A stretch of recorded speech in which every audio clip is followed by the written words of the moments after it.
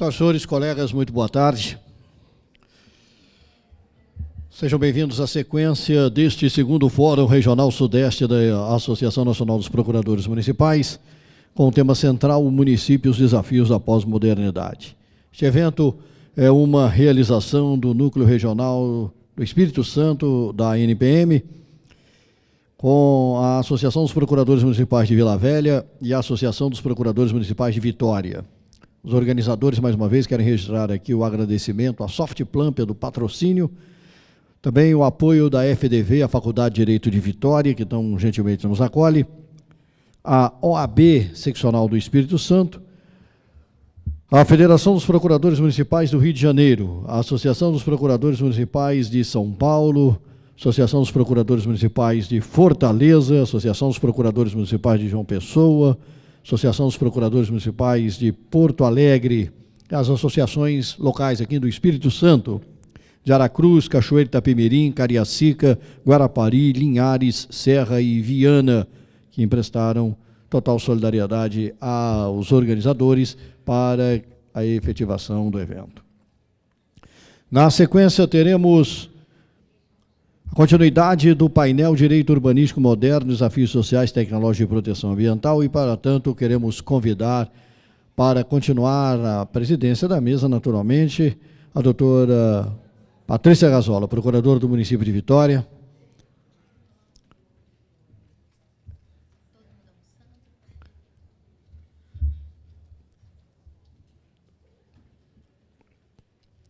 Presidente da Associação dos Procuradores do município de Vitória. Também convido para estar à mesa o Dr. Tiago Viola, que é o presidente da Associação dos Procuradores de Vila Velha. Também coordenador científico deste evento.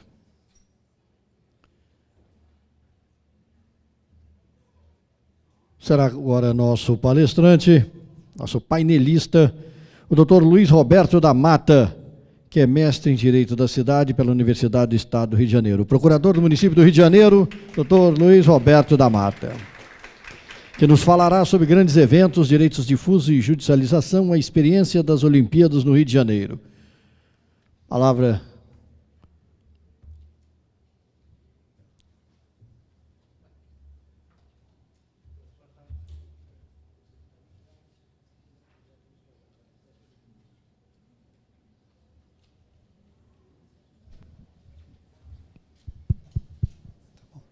Boa tarde a todos. Quero agradecer aqui ao Tiago, né, que nos recepcionou na cidade, né. Quero agradecer a cidade, que nos tem recebido muito bem. E quero dizer que a culpada disso tudo é a Patrícia. Então, para não ter agradecimento nela, a culpada disso tudo, por eu estar aqui, né. Muito obrigado, Patrícia, pelo convite.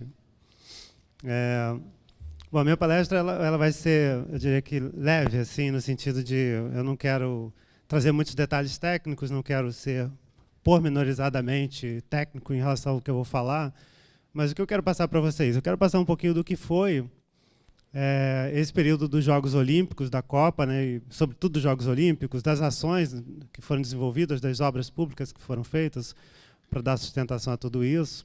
Passar um pouco o que era a ideia de legado e o que era a obra para os Jogos, né, que eu acho importante fazer uma distinção, embora as duas coisas tenham sido colocadas na mesma conta, né. Do mesmo jeito que os que defendiam a realização dos Jogos Olímpicos como algo de transformação positiva da cidade, colocaram na conta dos Jogos Olímpicos muitas coisas que eles chamaram de legado, e que a rigor não são feitas para os Jogos, né? São feitas para a cidade, bem ou mal, né? Bem projetadas, mal projetadas, são feitas para a cidade, não para os Jogos. Do mesmo modo, do outro lado também colocaram um monte de coisa, né? O pessoal que era contra os jogos na cidade, contra promover os jogos, né? Achava que haviam ações mais interessantes, podiam ser desenvolvidas com aquele capital humano e econômico. E também colocou muita coisa na conta dos jogos que não tinham nada a ver com jogos. Então, Mas eu quero dizer o que foi feito, como foi feito e, sobretudo, né, eu acho que é a nossa área, né, os obstáculos que nós enfrentamos judicialmente. Porque não teve uma obra dessa que passou totalmente incólume, né? Eu, pelo menos, não me lembro. E a minha experiência foi, por estar há muitos anos na Procuradoria de Urbanismo e Meio Ambiente, e por ser um procurador que não gosta de ação chata, de ação de desapropriação, ação de reintegração de posse, tá? Isso não curto. Meu negócio é adrenalina, né? Então, eu pedia essas ações. Alguém uma vez me perguntou, por que você concentrou todas essas ações? Caramba, está tudo contigo, né? A subprocuradora-geral até já me ligava diretamente da Mata, você deve estar com essa ação. Eu falei, estou, porque eu já pedia, antes dela chegar na PGM. Saía a notícia que eu me empenhei em entrar com a ação, a gente já começava a monitorar também, né? Então, tinha um trabalho de monitorar as ações que iriam entrar, né? Bom, aqui uma obra que passou batida, a obra em si é essa aqui, a duplicação. Essa obra passou batida, não teve nenhum grande questionamento, né? Teve licenciamento ambiental estadual, porque era abertura de via nova, tinha um impacto ambiental considerável. Essa não teve um questionamento. Em compensação, aqui do lado tem uma que tem um monte de questionamento, que é a ciclovia, que teve alguns probleminhas, que depois ela volta aí na temática. A ciclovia está aqui, pendurada no elevado que já existia. Estou passando um pouquinho isso aí, por exemplo, eu falei, algumas coisas foram colocadas na conta dos jogos, dos legados, né? Essas obras são de controle de enchentes, né, na região de Tijuca, Maracanã e Praça da Bandeira. Então, está lá no legado, mas essa obra já tinha começado antes, já era projeto, já tinha tudo, antes dos jogos, a rigor, assim, não é legado dos jogos, mas está lá na conta do legado positivo, né? E funcionou razoavelmente, ela ainda está incompleta, porque falta o desvio do Rio Joana, né? E um ponto de interrogação que tem aí é se essas vigas que aparecem aqui são vigas que foram da demolição da perimetral, que vai aparecer esse assunto aí, né? Misteriosamente também, né, foi notícia que algumas dessas vigas foram misteriosamente roubadas. Ou seja, quando vocês forem ao Rio, não precisa se preocupar com o celular, que vai ser roubado. Se conseguiram roubar isso aqui, imagina o celular. Então, assim, acho que não adianta se preocupar com esse negócio de celular, não.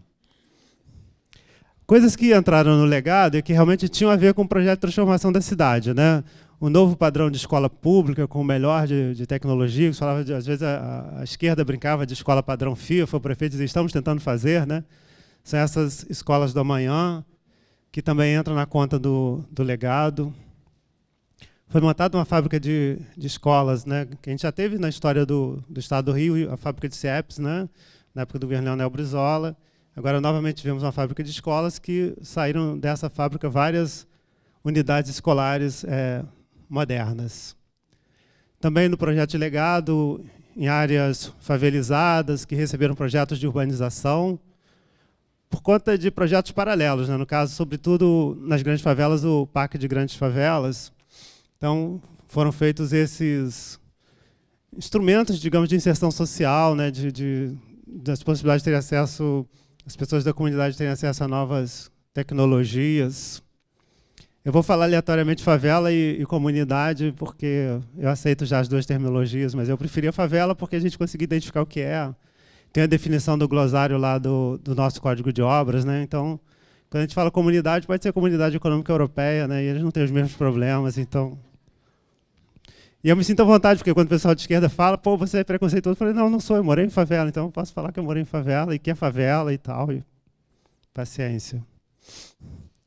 Aqui, requalificação urbana do Estádio Olímpico João Avelange, também é uma coisa que passou tranquila, era coisa que todo mundo queria. Ah, você está restaurando o patrimônio cultural, ninguém é contra restaurar o patrimônio cultural, né? Quando se quis demolir, eu vou contar à frente, aí teve problema, mas restaurar o patrimônio cultural não tem problema. Então, a restauração disso aí entrou na conta dos jogos, que é essa imagem que a gente vê aqui, né? O Estádio Olímpico ali, o Museu do Trem aqui. E essa reurbanização aqui, no entorno do estádio, que havia ficado incompleta quando o estádio foi feito na época dos Jogos Pan-Americanos. Também entrou na conta do legado, eu vi equivocadamente, né? Mas está lá, né? O legado positivo. A desativação do aterro sanitário de Gramacho, que tem um senão, né? Claro que não é a desativação em si do aterro de Gramacho. Ele foi o destino do lixo de toda a região metropolitana do Rio durante décadas. Ele começou a operar em 76, né? E, claro, nessa época não tinha preparação do solo, não tinha nada, né? O lixo era simplesmente jogado ali. E ser jogado ali era um problema, né? Porque isso está aqui às margens da Baía da Guanabara. A Baía da Guanabara está ali. E aquela montanha de lixo estava aqui, né? Aqui já é na época da desativação, já da recuperação ambiental, os gases sendo captados, vendidos para reduque, né? Estação de tratamento de chorume, na desativação. Agora, durante a operação, foi aquele caos que vocês viram lá na imagem anterior, né? Caminhão de lixo jogando a céu aberto. Tinha a ação civil pública para desativar isso, porque está relativamente próximo do aeroporto internacional, né? Então trazia um risco grande aos voos, né? Essa quantidade de pássaros num aterro sanitário que nem merecia esse nome, né? No final, ainda recebendo lixo, ele era o que se chamava de aterro controlado, né? Já tinha controle ambiental, já tinha estação de chorume, tinha um cuidado maior com o recobrimento do lixo, mas nada disso existia nos primórdios desse aterro sanitário. Tinha uma ação civil pública do MP Federal para desativar esse aterro há muito tempo por causa do aeroporto. Só que essa ação ela nunca chegou a ter um final, né?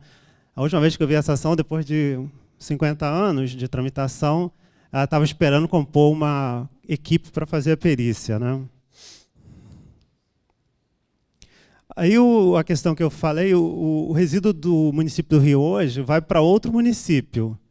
Mas já ia, né? Porque Gramacho não é município do Rio, é município de Duque de Caxias. Então, assim, quando as pessoas falam, pô, mas vocês estão exportando o problema, já exportava antes, né? Já exportava para Duque de Caxias, agora exporta para Seropédica, só que em condições ambientais adequadas, né?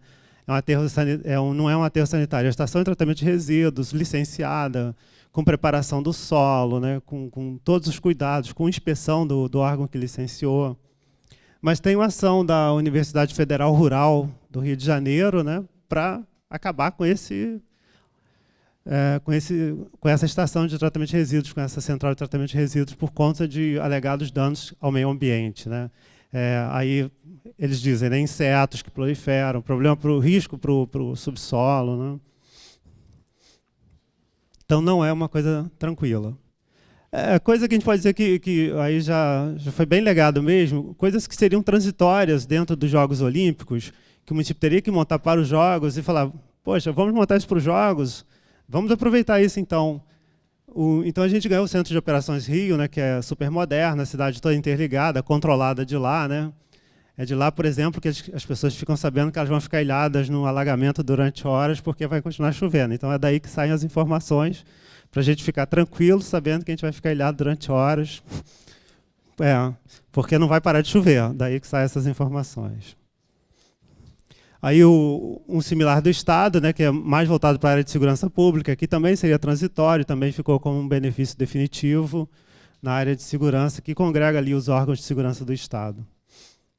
Também uma central de informação.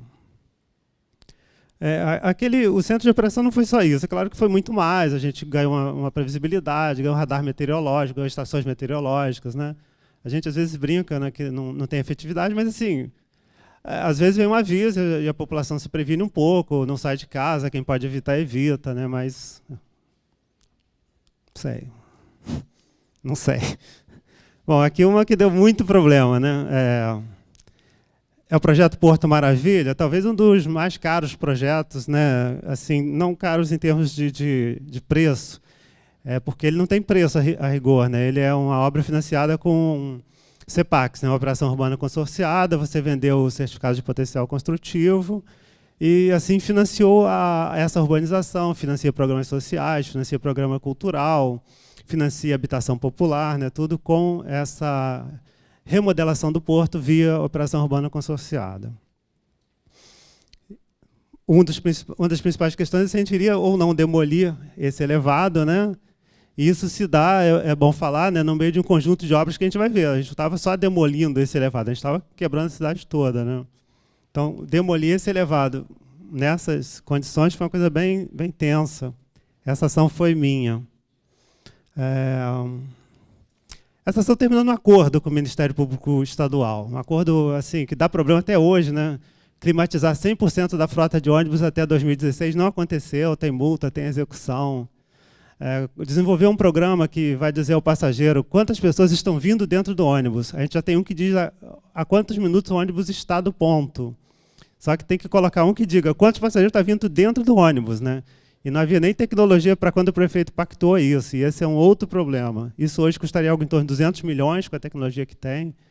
Uma utilidade relativamente baixa, né? Mas está lá num desacordo que se fez com a MP. Mas o motivo do acordo não era que a gente não iria ganhar ação, não. A gente iria ganhar essa ação também. A gente ganhou todas.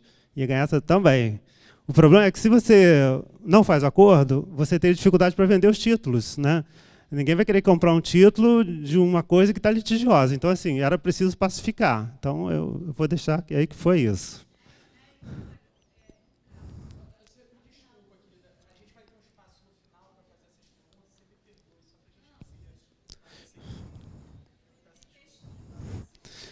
Aqui a gente já vê a área com a...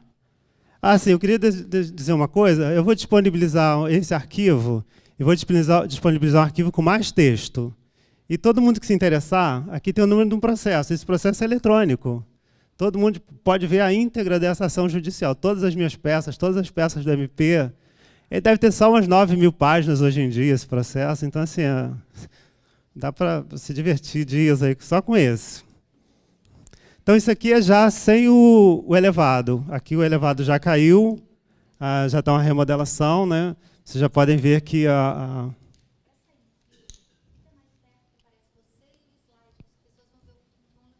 Tá bem. Bom, então, eu me reposicionei aqui a pedidos, né?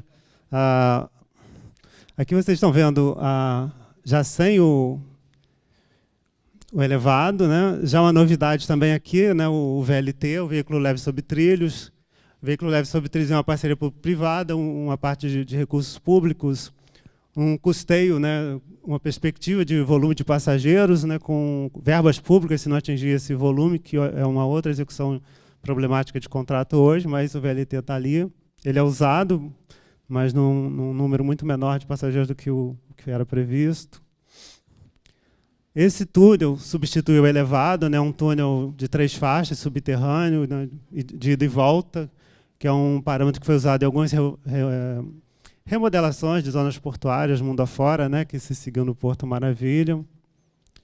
Aí vem todo um discurso que esse túnel vai alagar, vai encher de água, vai todo mundo morrer, né, então assim... Mas em outros lugares fizeram e não aconteceu isso ainda. Mas recentemente alagou lá um mergulhão, né, que foi também construído nessa época aí. Mas a gente espera que não aconteça aqui. Aqui a gente vê exatamente essa área, né? Ainda com o elevado ainda está aqui, ele se apresenta aqui. Aqui é o Pier Mauá, isso aqui é interessante que a gente vê. Isso era o Porto do Rio de Janeiro antigamente. Aqui era todo o movimento de carga do Rio de Janeiro, era aqui. E as zonas portuárias vão ficando obsoletas, né? Então, esse programa, Operação Urbana Consorciada, vem para remodelar isso. Aqui já sem o elevado. E no antigo porto da cidade, o Museu da Manhã. E o Museu da Manhã, junto com a Aquarri, que está na outra extremidade ali, ele tem uma coligação com um programa, né? Os jogos vão chegar, vão passar, vão projetar imagens da cidade e depois. Então, o Museu da Manhã, Aquário e outras atrações que se pensou para a cidade são para que o turista permaneça mais 2 dias, porque o Rio precisa que o turista permaneça mais 2 dias, porque eu vou falar de outra coisa ali depois, que foi a ampliação da capacidade hoteleira. Para dar conta da ampliação da capacidade hoteleira, você precisa ter atrações, para que o turista tenha mais tempo de permanência. Então, o Museu da Manhã e toda a remodelação do Porto, o Aquarrio, foi para o turista ficar pelo menos mais 1 dia só para visitar essa área aqui. Também na mesma área, né, o Museu de Arte do Rio. Aqui um programa que não era dos jogos, é paralelo, digamos, né? A primeira favela da cidade do Rio de Janeiro, o Morro da Providência, recebeu com críticas, né? Teleférico, como o Morro do Alemão também recebeu, né? Teleférico, com críticas. É um modelo de transporte que é utilizado, por exemplo, na Colômbia, né? Não sei mais quem utilizou, mas não era assim uma coisa inédita, vamos botar teleférico, não era uma coisa para o turista, era uma coisa para a população. No Morro do Alemão, se não me engano, inclusive, havia uma diferença tarifária. O turista pagava R$5, o morador pagava R$1. O morador tinha uma determinada número de gratuidade.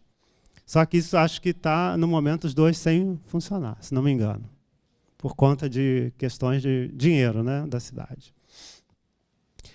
Aqui houve um plano grande de urbanização, com muita verba, né, muito dinheiro, um projeto do PAC, só que teve ação, que está ali o número dela, quem se interessar, né, por ver, é um processo eletrônico, né, está lá. Tem mais informação sobre ela num outro arquivo que eu vou disponibilizar, né, e ficou pela metade esse projeto, por conta de oposições de uma associação de moradores é contra, um pessoal é contra, né. O pessoal do tráfico de droga é contra toda a obra de acessibilidade. Então, é contra teleférico, é contra abrir ruas, né? É contra tudo isso. Tem moradores que vão ser atingidos pessoalmente, são contra. Tem associações de moradores que são contra por razões políticas. Tem associações de moradores que são a favor. Então, assim, você tem um caldo muito grande para administrar. E aí vem a ação judicial, vem uma liminar para as obras, né? Essa ação não era minha. Não é porque a liminar para a obra que não era minha, não, mas não era minha. Eu só pego essa ação quando eu sei dela, porque eu pego ela quando está discutindo já remoção de escombros. A prefeitura já tinha desistido do projeto, o projeto ficou bem pela metade, muito aquém da potencialidade dele. E lá atrás a gente vê a cidade do samba. E aqui a gente está vendo aquela área que a gente falou, né, do Porto Maravilha. Aqui a nova Orla, né, que chama Orla Conde, né, que foi a operação urbana consorciada do Porto. E esse prédio é interessante, eu destaquei essa foto, porque esse grafite aqui foi feito um pouco para mascarar o prédio, que ele está totalmente destruído, né? Os elevados têm essa função na cidade, destruir tudo que está embaixo. Então, assim, quando você faz um elevado numa área habitada da cidade, aquilo que está ali embaixo vai morrer. E foi o que aconteceu com essa área do centro da cidade. Quando você tira o elevado, você vê que está tudo destruído, tudo carcomido, né? Tudo abandonado. Elevado tem essa potencialidade.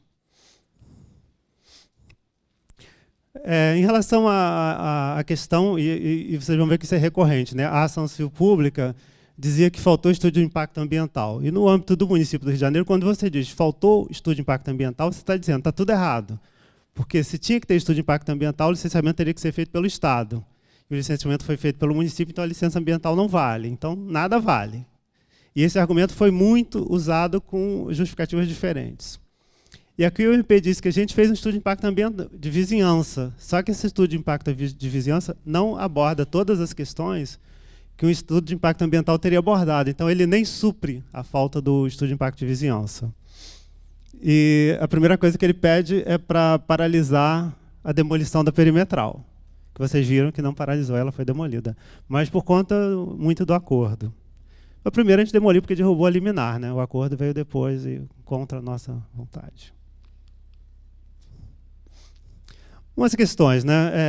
O MP queria que o plano urbano fosse objeto de um licenciamento ambiental, né? E que a lei observasse o licenciamento ambiental. Só que a gente não tem como mandar uma coisa fechada para a Câmara de Vereadores e aprova ou não aprova. Você manda para a Câmara de Vereadores, é democracia, eles aprovam do jeito que eles quiserem, como eles quiserem, né? Eles são representantes do povo, eles podem mudar. Então, assim, eu não tenho como fazer um planejamento urbano, submeter esse planejamento urbano a licenciamento ambiental, pegar o licenciamento ambiental com 300 condicionantes e dizer, Câmara Municipal, me aprova isso aí. Isso não existe. Então, isso que o MP queria, não existe.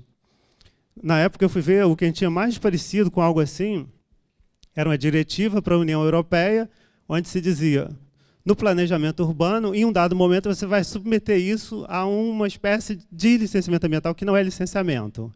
É uma revisão por especialistas em meio ambiente, como seria um licenciamento ambiental. Só que depois isso volta para o planejamento urbano. E se tiver que ir para a Câmara, vai do jeito que for, né? Mas não tem uma licença ambiental a ser cumprida. Ou seja, eu não tinha como submeter o meu plano urbano a licenciamento ambiental. E depois aprovar através de lei. Porque tudo isso que a gente está falando em relação ao Porto Maravilha foi aprovado através de lei. O que eu vou fazer, como vou fazer, o valor das CEPACs, como vai ser o uso residencial, como vai ser o uso comercial, o uso não residencial, tudo, lei. Se a Câmara não pudesse mudar, não teria saído nada. Se tivesse fazer licenciamento ambiental disso também, não teria saído nada. Já passei para a Avenida Brasil. Essa é interessante porque Aqui tem um slide que vai dar uma visão melhor, né? Ali está o número da ação judicial, e o Ministério Público também diz que o município não poderia ter feito o licenciamento ambiental. E aí são dois argumentos. Um que é a construção de rodovia, porque num trecho pequeno, a Avenida Brasil ganhava um alargamento, mas num trecho pequeno, no resto não tem alargamento. E o outro argumento era, a área do projeto de desenvolvimento urbano é X, muito maior do que a área que, pelas leis de meio ambiente, precisa ter estudo de impacto ambiental. Só que, como o MP chegou a essa área do plano de desenvolvimento urbano, ele diz, toda essa área da Avenida Brasil, aqui, multiplicada pelo comprimento da Avenida Brasil, é a área do projeto. E a gente vê aqui a Avenida Brasil, no outro trecho, ela está aqui, ela já existe. O município não estava construindo a Avenida Brasil. Na verdade, o município só estava mexendo aqui no meio, né? Ele ia acabar com o canteirinho central que tem lá, que era muito xexelento. Ia construir 2 faixas em cada sentido para ônibus, 2 faixas exclusivas para ônibus. Então, que desenvolvimento urbano? Isso era um projeto de desenvolvimento urbano, prefeito das normas de licenciamento ambiental? Óbvio que não, né? O desenvolvimento urbano que a Avenida Brasil teria que causar ou deixar de causar, isso aconteceu há décadas, né? Então entrava a questão do licenciamento, né? Porque você tem que ter a rima. É licenciamento estadual, então o município era incompetente. E o autolicenciamento é ilegal, né? O município não poderia licenciar uma obra dele mesmo. Bom, se o autolicenciamento fosse legal, a gente teria um sério problema com as obras federais, né? A gente teria que pegar o órgão estadual, acredita-se, menos aparelhado para licenciar as obras federais para a gente não ter autolicenciamento. Seria uma coisa meio anacrônica, né? Mas, assim... Então, assim, você não teve aprovação de EIA-RIMA e não avaliou os impactos negativos durante a fase de obras. E tem um pedido que é de condenação. Esse pedido eu acho também interessante, porque é um pedido de condenação a indenizar pelos gases de efeito estufa que foram acrescidos pelos engarrafamentos durante a fase de obras. Ou seja, há um pedido indenizatório também, né? Indenizar pelos danos ambientais causados pelos engarrafamentos e pelo acréscimo de gases de efeito estufa na fase de obras.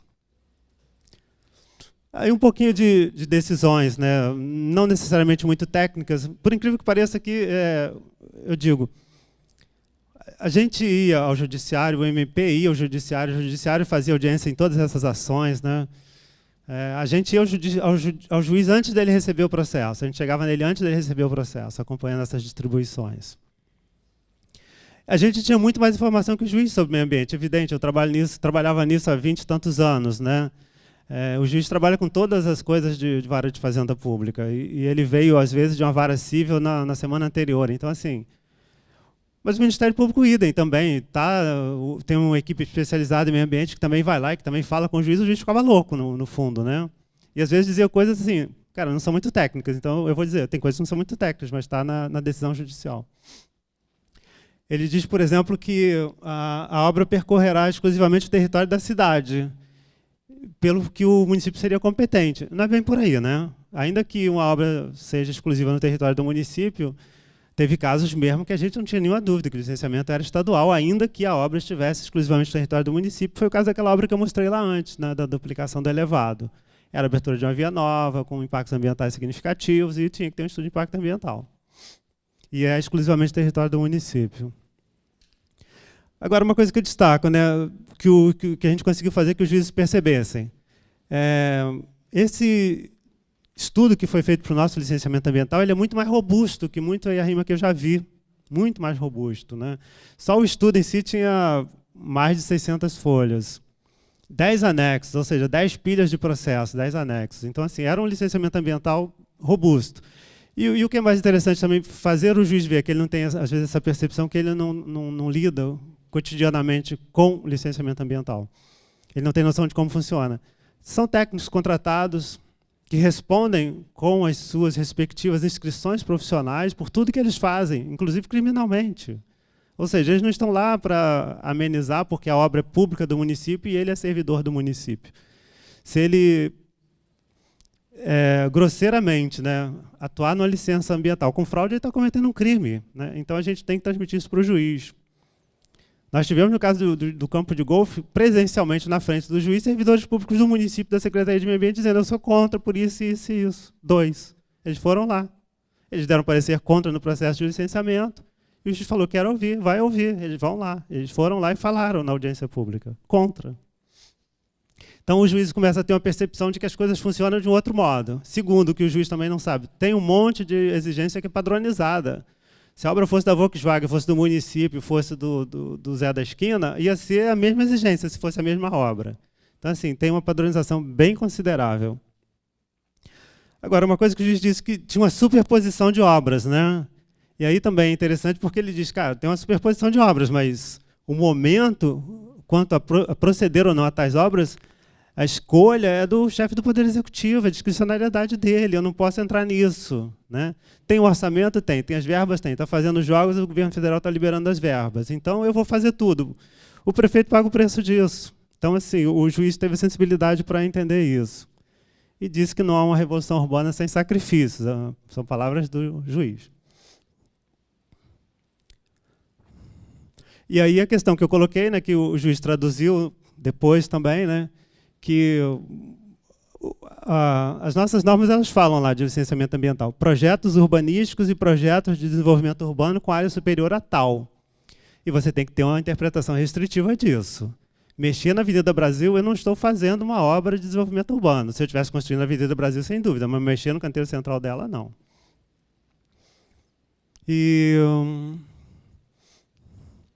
Então você tem que pensar assim: alterou substancialmente a estrutura urbana? Pode causar isso? Não. Então, não é um projeto de desenvolvimento urbano. E o juiz disse: se eu pensar que qualquer obra, né, que eu fizesse na Avenida Brasil teria que ter um estudo de impacto ambiental, porque a área é essa, a área é aquela, um recapeamento. O simples recapeamento da Avenida Brasil teria que ter um estudo de impacto ambiental, se levasse isso a extremo. E em relação àquele dano ambiental que eu falei lá, o juiz chegou à conclusão que não teria que indenizar, né? A gente até admite que o dano aconteceu, mas não teria que indenizar. Porque, segundo as palavras do juiz, no frigir dos ovos, aquilo traria uma melhoria, né? Então, você tem que considerar o conjunto da obra, e não a obra em si no momento da execução dela. Uma outra obra que, por incrível que pareça, usaram os mesmos argumentos, mas aqui, a meu ver, de forma mais, sei lá, deslavada. A obra sai isso aqui, gente. Você está pegando um canteiro central que tinha umas árvores que foram plantadas por ocasião de alguma reforma ou construção, né? É a Avenida das Américas, na Barra da Tijuca, que é um bairro que vocês veem aqui, um padrão de construção é esse, né? Alguns prédios mais baixos, outros mais altos, né? Alguns de 20 andares, outros de 30, outros de 5, uns de 2,5, dependendo do local. E a obra era essa aqui: aproveitar esse canteiro central e criar 2 faixas para o BRT, no caso aqui só uma em cada sentido.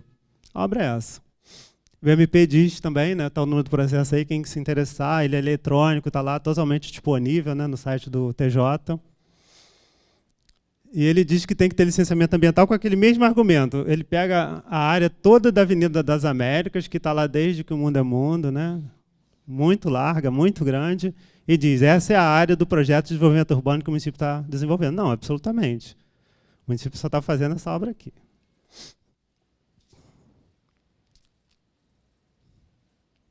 Aqui o juiz dá uma... Eu nem estou colocando os meus argumentos, não, mas eu vou disponibilizar os arquivos das contestações também. O juiz dá uma via conhecida não só desse juiz, como acreditas dos subscritores da inicial, do Ministério Público. Parece que o Ministério Público está falando de outro lugar, cara, e não da Avenida das Américas. Também ele reconhece que são árvores e arbustos esparsos, né? E que podem ser replantados em outro lugar. E são árvores do paisagismo da área. O próprio município plantou isso lá em algum momento, de alguma reforma da Avenida das Américas. E aqui, realmente, o MP diz que será impactada a área protegida por suas características extraordinárias para o meio ambiente, né? Eu não consegui ver, não sei se vocês conseguiram ver, né? As características extraordinárias para o meio ambiente aqui, eu passei até o slide de novo para ver se vocês conseguem, né? Eu não consegui, não tive essa sensibilidade.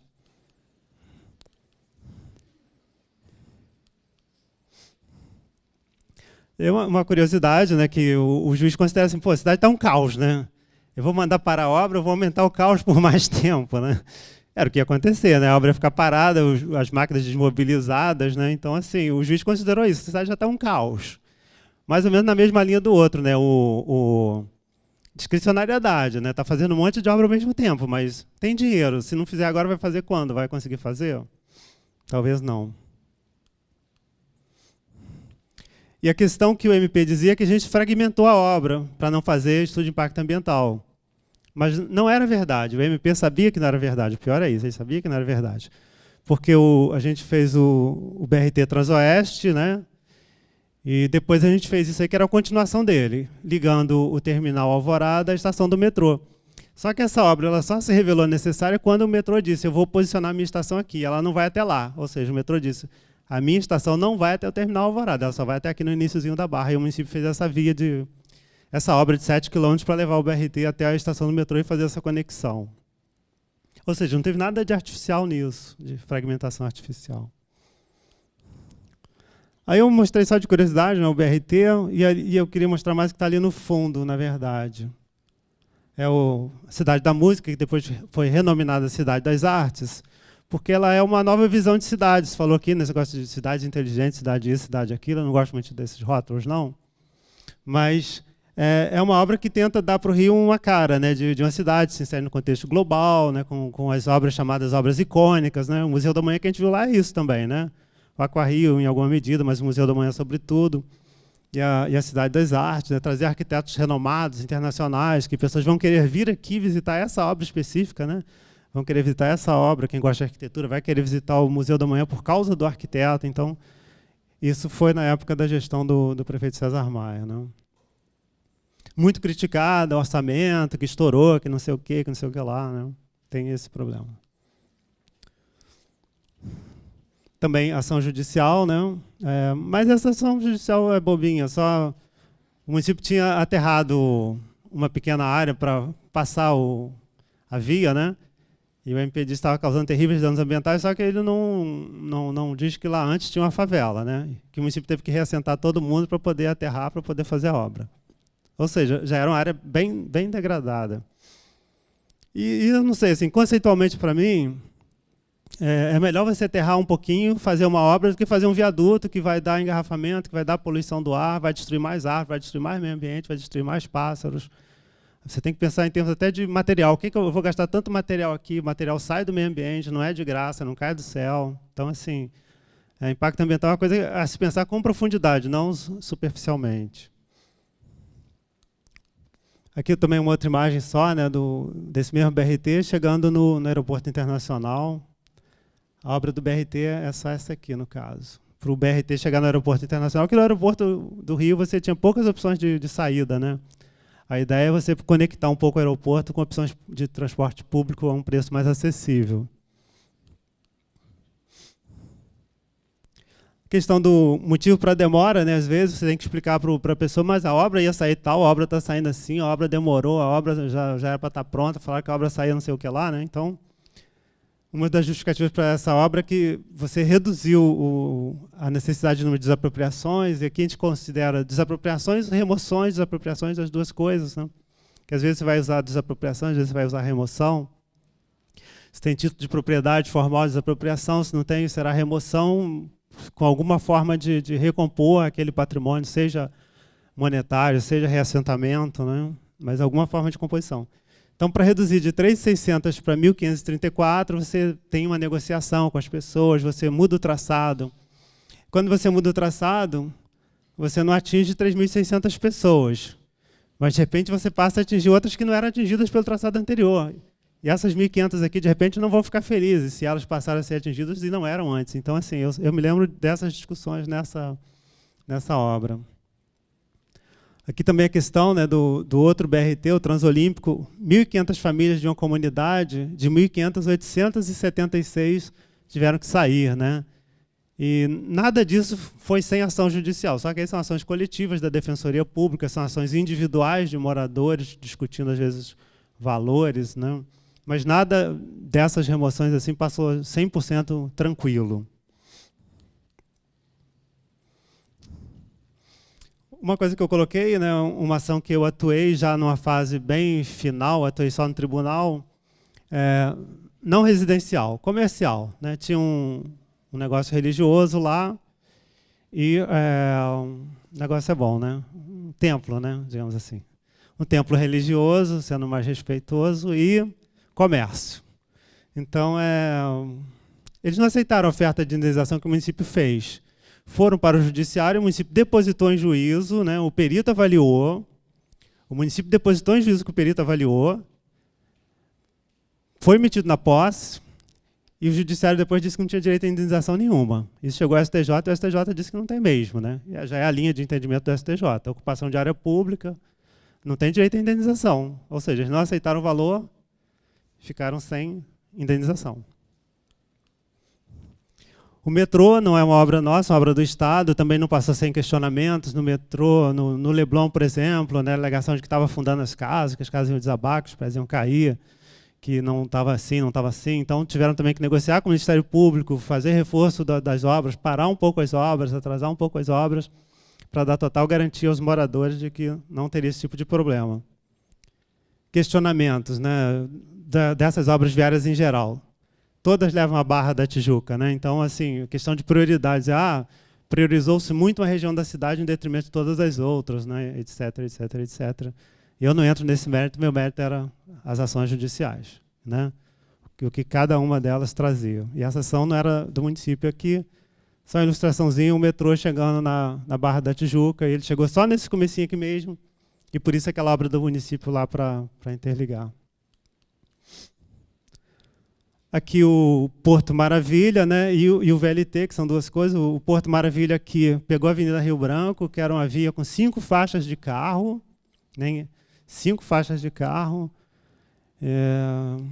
e o prefeito pegou uma parte dela e fez um bulevar onde não passa nenhum carro mais, só carro de serviço de emergência, né, e passa o VLT, aqui está o Teatro Municipal. Aqui atrás estava um prédio que desabou recentemente, né, também teve ação judicial minha, né, dos moradores que perderam. Felizmente, né, desabou de noite, né, foi uma sorte muito grande, né, se tivesse desabado de dia com um monte de gente lá dentro, teria sido uma tragédia muito maior. Aqui as obras do VLT, os achados arqueológicos, né, assim, também o pessoal que gosta de arqueologia pode ver aí, né, são coisas realmente monumentais, fantásticas. A secretária de Urbanismo também possessa lá, porque o município ficou com a obrigação de conservar esse patrimônio arqueológico, né? E o orçamento da Secretaria de Urbanismo é muito pequeno, e ela está meio possessa com isso aí. Ela acha que, apesar de ser arquiteta, ela acha que não tem nenhum valor arqueológico. Eu, pessoalmente, não sei.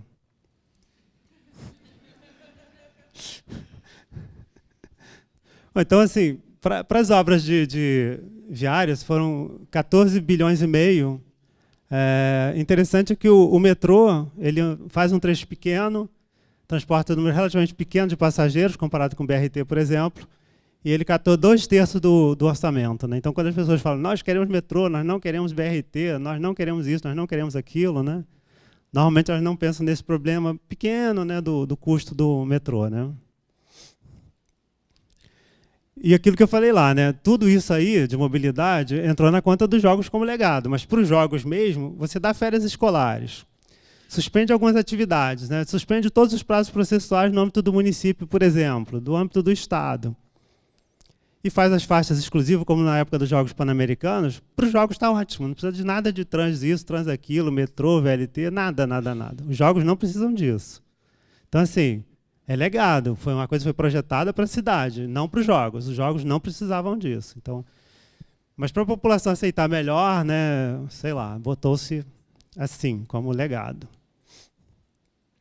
Uma ação minha também foi a construção do campo de golfe. Essa é bem interessante vocês olharem a imagem, porque essa área aqui teve extração de saibro e foi depósito de pré-moldados para a construção dos CIEPs, né? Então, foram 2 atividades desenvolvidas aqui, relativamente impactantes do meio ambiente, sobretudo a extração de areia, né, que foi feita aqui durante algumas décadas, com licença ambiental até na época, licença daquele departamento lá de minério da União, né? Então, assim, era uma atividade que, a maior parte do tempo, era até regular. E o município construiu o campo de golfe aqui, e essa ação tem várias nuancezinhas, né? Aqui eu vou mostrar o campo de golfe pronto, né? Isso aí. Uma das nuances foi que, nesse biquinho aqui, a gente pegou uma parte de um parque, né, que segue aqui, um parque municipal, incorporou a propriedade privada. Claro, né? Lei de desafetação. O MP diz que não podia desafetar, né? Mas a única coisa que se prevê na Lei Federal de Unidade de Conservação é que você tem que fazer desafetação por lei. E a gente disse, olha, tem que fazer desafetação por lei. Foi feita a desafetação por lei. Aí o MP diz, mas tinha que ter tido estudo técnico. Não, a lei não diz isso, que tem que ter estudo técnico, tem que ter lei. Também voltando um pouquinho lá, o MP dizia que aqui tinha lagos, né, e suas respectivas faixas marginais de proteção. Na verdade, não tinha lagos, aqui tinha o que a gente pode chamar aqui de depressões causadas pela extração de areia. E essas depressões, na época de chuva, elas enchiam d'água. Poderia até dizer que é um lago, mas eram depressões causadas pela extração de areia, sendo mais técnico, né? E o MP disse que, ao desenvolver esse projeto aqui, o município impede a regeneração natural da vegetação. Só que a vegetação que estava se regenerando aqui era exótica, era vegetação exótica. Ela tinha que ser até removida, porque ela impedia a melhoria da qualidade ambiental. Então, algumas questões complexas, como, por exemplo, transplantio, né? Não foi autorizado nenhum corte de árvore, só transplantio. A medição do sucesso desse transplantio gerou novos estudos, né? E foi muito interessante, porque a empresa investiu aqui muito, investiu algo perto de 60 milhões na construção do campo de golfe, tinha um viveiro enorme de mudas para possibilitar esse desenvolvimento dessas ilhotas que aqui ainda parecem muito pequenas, né? E que estão crescendo, né? O campo de golfe ele vai tendo um desenvolvimento ambiental bom, né? Mas então alegava que causava danos ambientais, assim, talvez essa...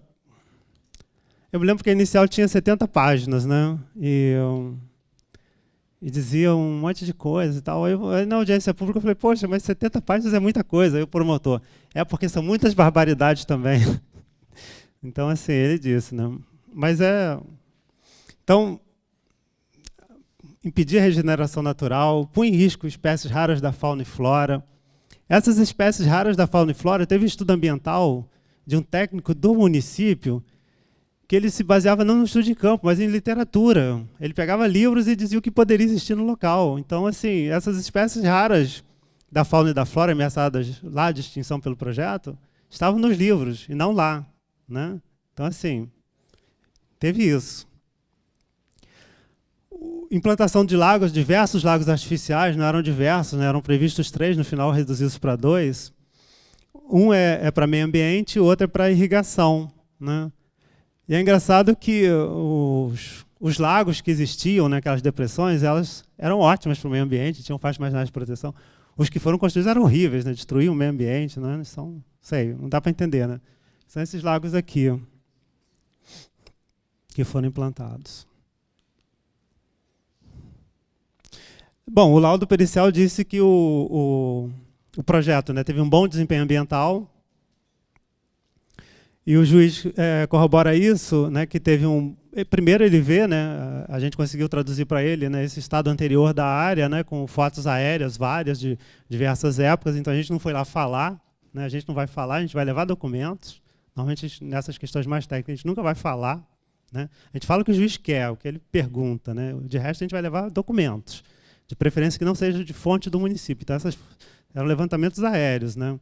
E mostra para ele a evolução desse terreno ao longo dos anos. E quando ele vê o campo de golfe, ele faz assim, melhorou, né?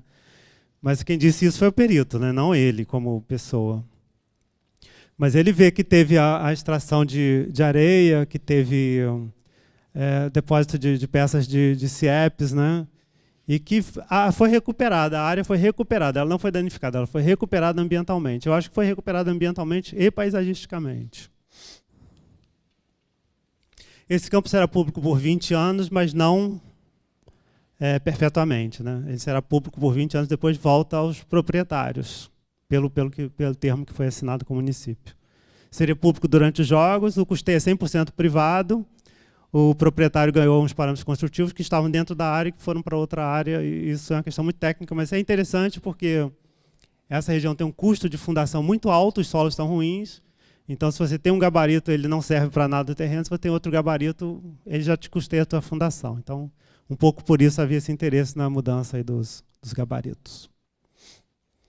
Mas o que aconteceu nessa ação é que o MP entra com ação também de improbidade, crime ambiental, né, contra as autoridades. E eu lembrei aqui da Marina da Glória. Na Marina da Glória, o MP federal, que foi outra briga grande nos Jogos Pan-Americanos, o MP federal manda ofício para os órgãos do Estado e da União dizendo, olha, quem mexer, quem olhar, quem licenciar, quem autorizar qualquer coisa na Marina da Glória vai responder por crime de improbidade, vai perder o cargo, vai responder por crime ambiental, vai responder por crime contra o patrimônio cultural. Mandou esses ofícios para os órgãos. O município não recebeu porque não ia licenciar nada, mas a PGR respondeu, a Procuradoria-Geral do Estado, falou, olha,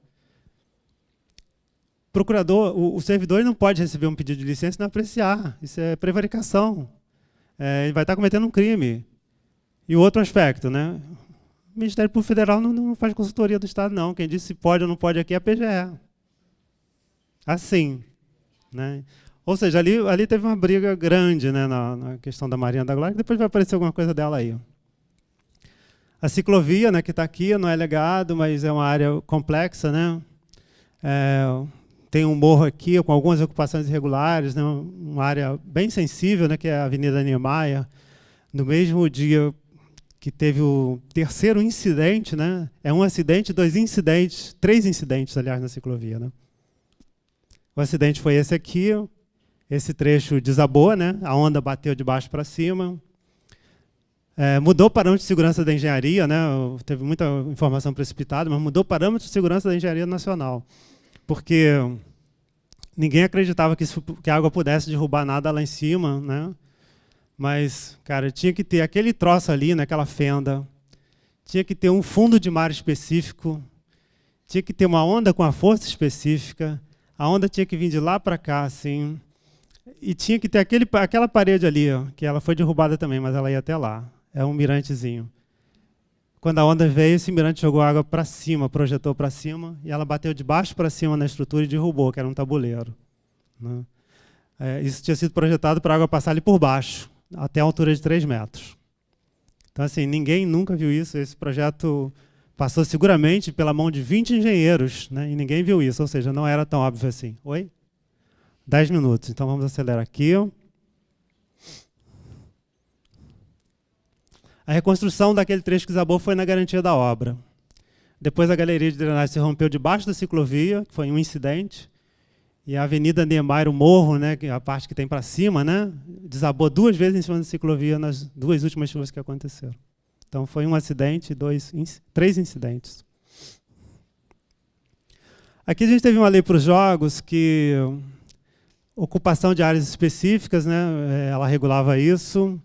Ela autorizava a operação urbana, uma operação interligada, que é a do Sambódromo, e ela dava parâmetros para a ampliação da capacidade hoteleira, ou seja, ela estimulava a novas construções para finalidade hoteleira e conversões. Né?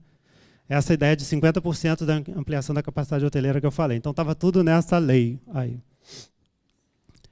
O MP, pelo Procurador-Geral da República, arguiu inconstitucionalidade de alguns artigos. Né?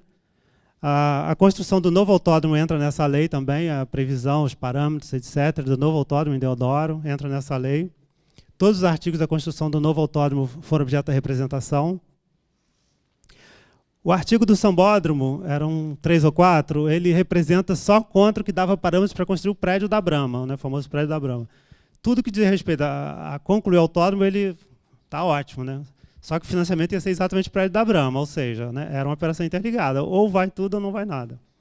Então, o que o judiciário disse é que você não pode pegar um dispositivo isolado da norma e arguir inconstitucionalidade dele se os outros perdem o sentido.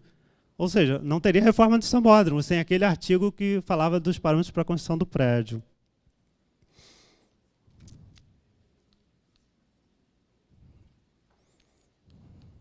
Aqui é o prédio da Brahma, né, o Sambódromo, onde são feitos os desfiles das escolas. Ele tinha uma parte que tinha sido projetada por Niemeyer, mas não foi feita. essa parte aqui. A Brahma, então, custeou a demolição, não ela mesma, mas um fundo interessado na construção do prédio. Vocês vão ver que surge um prédio ali, né? O artigo da lei que dava parâmetro para construir esse prédio, ele estava na representação de inconstitucionalidade. Isso aqui foi a chegada da maratona. Aqui o que me deu mais trabalho, né? Aqui era o Parque Olímpico, aliás, não é, né? O Parque Olímpico, o antigo autódromo, né, de Jacarepaguá, Autódromo Nelson Piquet. Ele foi demolido, por isso aquela lei prevê a construção de um novo autódromo. Aqui uma ocupação chamada Vila Autódromo. Aqui umas casas de umas pessoas mais ricas, né? Alguns militares, uns 3 ou 4 coronéis da PM aqui morando. Filho de desembargador morando aqui. Filho de fiscal de meio ambiente do Estado. Não, fiscal, aliás, de meio ambiente do Estado, né? Que era bacana. Mas tinha gente pobre também, tinha uma área muito carente aqui, perto de um rio poluído, né? Um curso d'água poluído que chega na lagoa. Vocês veem como a lagoa aqui está poluída por conta dessa chegada, né? E todo mundo saiu daqui, né? Tem uma multiplicidade de ações individuais pedindo indenização. A maioria quis sair, né? O pessoal foi na defensoria, foram 147 pessoas na defensoria dizendo: nós queremos sair, nós vamos quebrar isso tudo aqui se vocês criarem caso, porque vocês estão criando caso. Aí a defensoria teve que juntar 147 declarações de moradores que queriam fazer acordo com o município e vir para cá, para esse condomínio. São apartamentos de 2 quartos, 3 quartos e quarto-sala. Quarto-sala ninguém quis, o prefeito mandou quebrar e juntar 2 apartamentos, dar um jeito. O prefeito tinha esse dinamismo. Aqui as mansões, né? A lei também, tinha uma lei dos Jogos Pan-Americanos ainda, da época dos Jogos Pan-Americanos, uma lei de 2005, se não me engano, que dizia que você poderia desapropriar se em alguma situação essa fosse a única ou melhor solução, se houvesse um problema, uma dificuldade a ser superada. A dificuldade tinha uma sentença dizendo: essa galera aqui tem que sair sem nenhuma indenização. A sentença no ação civil pública que o município movia desde 1993. A apelação já está me tirando há uns 3 ou 4 anos. A gente vai falar com o relator, a gente tinha certeza que aquilo não ia sair, né? Por um acórdão do tribunal não ia sair. A gente tinha certeza que essa ação tinha umas 200 partes, né? Que tinha nulidade processual. A gente tinha certeza que tinha nulidade processual. A gente junta tudo isso de gente aqui, ou vai pagar ou não vai sair. Então é desapropriação. Quem não aceitar vai para o judiciário, foi o que foi feito. Quem não aceitou a avaliação foi para o judiciário. Um membro do Ministério Público, em 2º grau, dizendo que o município está maltratando os coitadinhos, pagando quantias ínfimas. Outro entrando com ação de improbidade, dizendo que as avaliações estão superfaturadas, né? E quando a gente faz um levantamento disso na Procuradoria, que quem avaliou aqui foi a Secretaria de Habitação, e quando a gente pega as ações que chegaram ao judiciário questionando o valor, a gente vê que, no fundo, ali, no total, deu uma disparidade de 2%, que é perfeitamente razoável em avaliação. Teve um que deu uma disparidade de 37%, que não dá para saber por quê, né? Uma coisa impressiona um técnico e não impressiona outro. A gente já teve isso em outros casos, né? Mas, assim, superavaliação não teve. Disparidade gigante não teve. Então, eu falo aqui daquela lei que do autódromo, né, que possibilitou desapropriar-se, né? Eu digo assim, mesmo se tivesse a sentença dizendo que os bacanas têm que sair sem indenização. Eles foram indenizados, algumas indenizações alcançaram 1 milhão, 2 milhões, né? Teve indenização de 2 milhões. Embora a sentença dissesse que... né? Aí já o Parque Olímpico, final de construção, aquelas ocupações já tinham saído todas. Outro que deu um pequeno problema, mas depois essa obra aqui, né, no Espelho d'Água da Lagoa, disseram não vamos fazer. Aí o acórdão foi extinção por perda de objeto. Maracanã, né, do nada surge uma aldeia indígena, né, no Maracanã, né, nos Jogos Olímpicos, que é a famosa aldeia Maracanã. O prédio está lá abandonado hoje, não tem índio nenhum, né, não tem aldeia, né. Depois dos Jogos acabou o problema. Construção do Maracanã, né, com vários problemas, né? Só se descobriu que essa parte superior teria que ser demolida já com a obra licitada, em curso, né? Então isso aqui vai sem licitação. Maracanã já nos Jogos. Parque de Deodoro, que dá uma lição, né? em Deodoro, é subúrbio, né? Tudo que você faz lá é tranquilo, né? Bem recebido, né? A prefeitura tinha um projeto de remodelação que fazia na Zona Sul, que era a mais nobre da cidade. Era crítica que o poste é isso, o poste é aquilo, o banco é isso, o banco é aquilo. Aí o prefeito fez 2 no subúrbio e uns 10 nessas áreas mais nobres, que são chamados formadores de opinião, então o prefeito quer agradar aqueles formadores de opinião. E as opiniões eram: o banco é ruim, esse poste torto, esse obelisco é absurdo, tem que demolir essa passarela, que coisa. E lá, quando ele falou, pô, a gente tem que fazer uma organização, eu falei, não, vai ter organização, vai ter uma grande festa, estou te esperando no subúrbio, né? Então ele falou, na nova leva não vai ter um na Zona Sul. E realmente isso é bom, né? Porque quando você faz algo onde as pessoas precisam mais, elas dão mais valor mesmo. Isso é bom. Então o Parque Deodoro, que é o chamado Parque Radical, passou sem nenhum problema. Marina da Glória, né? Hiper problemático, eu falei, né? Várias ações, tem gente que diz que ele está no Parque do Flamengo, o parque é tombado, não pode fazer nada, né? Isso é o que efetivamente saiu lá, mas antes teve várias brigas, né, como eu relatei. Isso é o que saiu lá no final, né, para os Jogos Olímpicos. Isso aqui era a construção original. Algumas pessoas diziam que essa construção original em si já tinha valor como patrimônio histórico, não podia ser construído mais nada, sem autorização do arquiteto que projetou, que já tinha morrido, então precisaria de autorização da família, seria uma coisa bem complexa. Esses todos estavam lá, de fato, mas eles tinham sido colocados com base na decisão liminar que tinha caído, né, por uma decisão do tribunal, que estava em recurso em Brasília, que não era julgado. Mas isso aqui tinha sido construído com base numa liminar que dizia pode fazer qualquer coisa sem autorização do IFAM, porque o IFAM não dava autorização para nada, né? Mas a liminar tinha caído. Essa área tem vários projetos, várias brigas. Esse aqui foi um dos projetos para essa área, né? Da época que o Ike Batista estava à frente.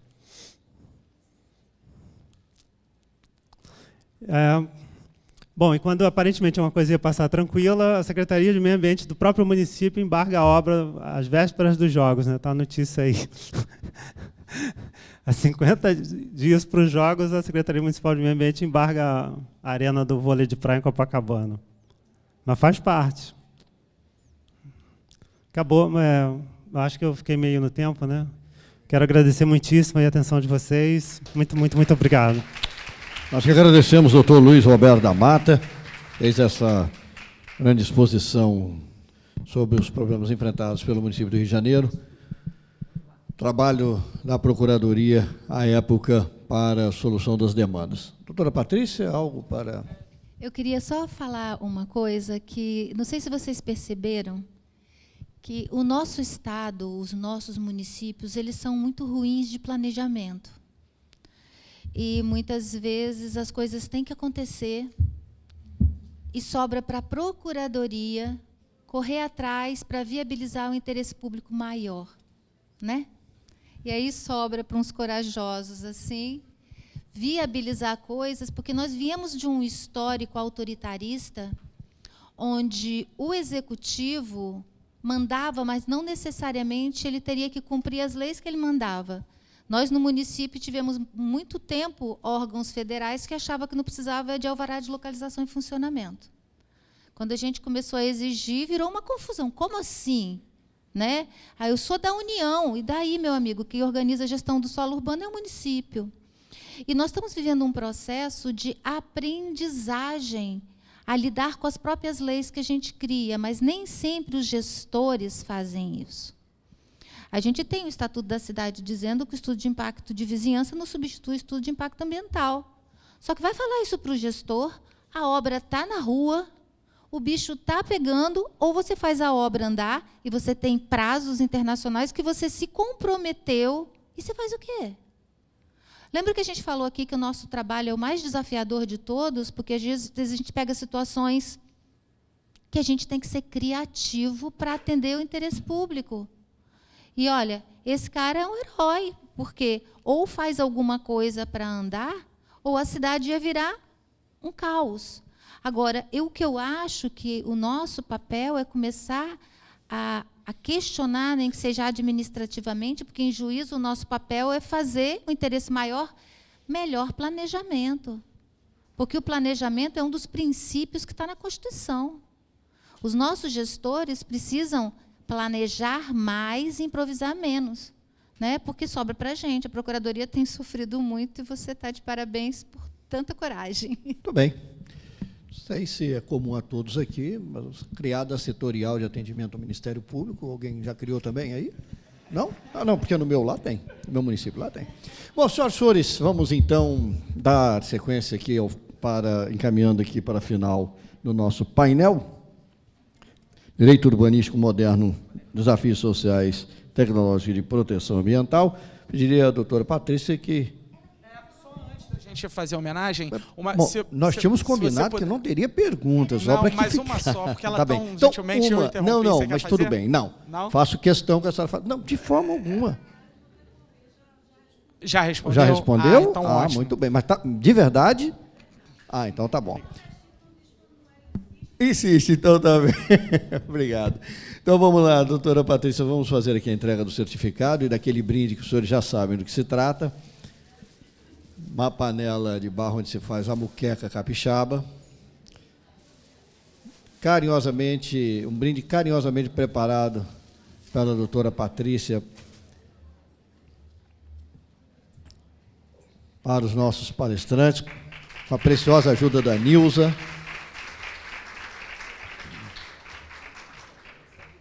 Muito bem. Nós agradecemos. Vamos deixar o certificado assim. Isso. Muito bem. Muito obrigado mais uma vez ao nosso palestrante, doutor Luiz Roberto da Mata, para quem peço mais uma vez a salva de palmas. Muito obrigado.